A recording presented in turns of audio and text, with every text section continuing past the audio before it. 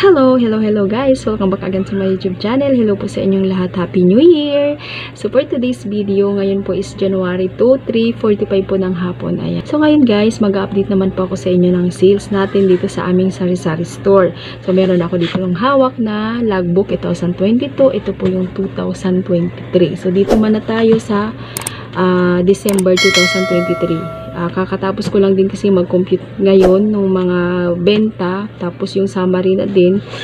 So, yung naging total sales po natin ng 2023 December, meron tayong sales na 141,625. Ayan guys.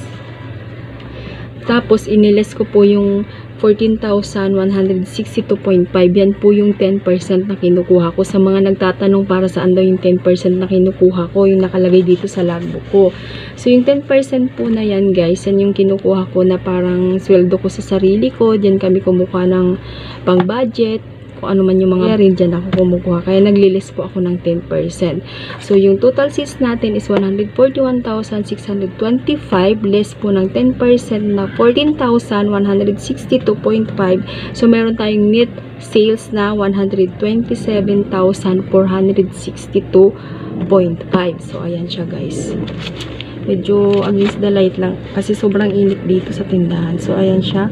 So, ngayon, sabi ko nga sa inyo, meron po akong ginagawang summary sales. So, meron tayong daily sales. At syempre, pag natapos na po yung isang buwan natin, meron din tayong computation dyan. So, ito na nga yung sinabi ko kanina. So, na-compute ko na po yung ating monthly sales. Doon naman tayo pupunta sa summary.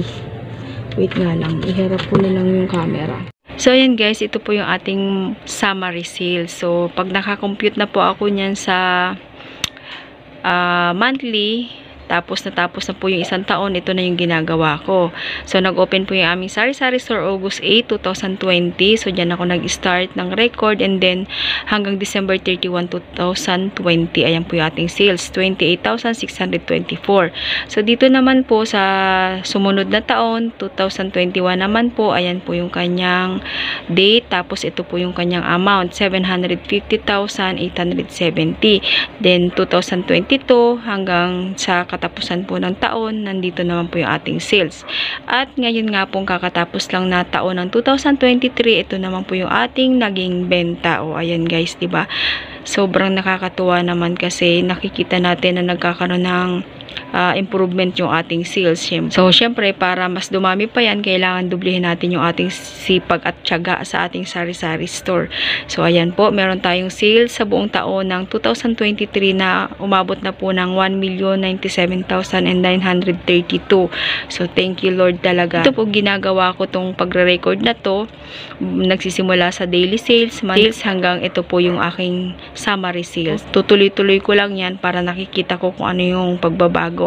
So, nakita nyo naman, diba guys, dito sa pangalawang taon ng tindahan, medyo tumaas siya, tas bumaba naman doon sa sumunod na taon. At syempre, bumawi naman tayo sa 2023. So, sana magtuloy-tuloy na mas dumami pa yung ating benta hanggang guys, sa yung aking update dito sa aming tindahan, yung ating sales na ginagawa. So, since nag-open yung tindahan namin, yan na po talaga yung nagiging routine ko. Kita natin kung nagkakaroon ba ng improvement yung ating tindahan, diba guys? So, malaking tulong po na merong sari-sari store. Depende na lang yan kung paano natin i-manage yan. Siyempre, meron din tayong mga discarding ginagawa. Paano natin mapapatakbo ng maayos yung ating tindahan. So, nag-umpisa lang din naman po kami sa maliit na puhunan. Siyempre, 3 years na yung aming tindahan. So, kahit pa paano, nakikita natin yung improvement niya at marami na din pong naipupundar yung aming tindahan. So, paunti-unti lang guys, tsatsagain lang po talaga natin yan. So, ayan po yung aking update sa inyo guys. Kumusta ang inyong New Year? Kumusta ang inyong sales sa buwan ng December? Dito sa amin guys, ang daming naubos na paninda. Naubusan kami ng Red Horse. Yun po yung pinakamabintang alak dito sa amin, yung Red Horse. Tapos, naubusan din ako ng Marlboro Lights.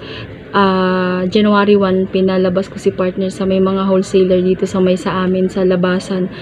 Walang nagbukas na wholesaler. Lahat sila sarado. Kaya ayun, wala kaming maibenta. Pero ang maganda naman dun kasi si customer may option pa rin naman sila sa sigarilyo, kaya nabentahan pa rin naman kami at okay pa rin syempre yung ating sales sa unang araw ng taon ng 2024. So ngayon naghihintay ako sa deliver ng wholesaler, tapos si tindahang tapat naman bukas January 3. Paunti-unti magdadagdag ulit tayo ng mga naubos na paninda. Tapos kanina si partner pala umalis, pinabili ko na siya ng mga kulang-kulang na grocery din dito sa loob ng tindahan at saka doon yung mga dilata. So ayan guys, maraming salamat po ulit sa panonood sa aking mga video. Thank you so much sa mga bagong subscriber at shoutout po sa inyong lahat. Happy New Year! Bye-bye! God bless us all!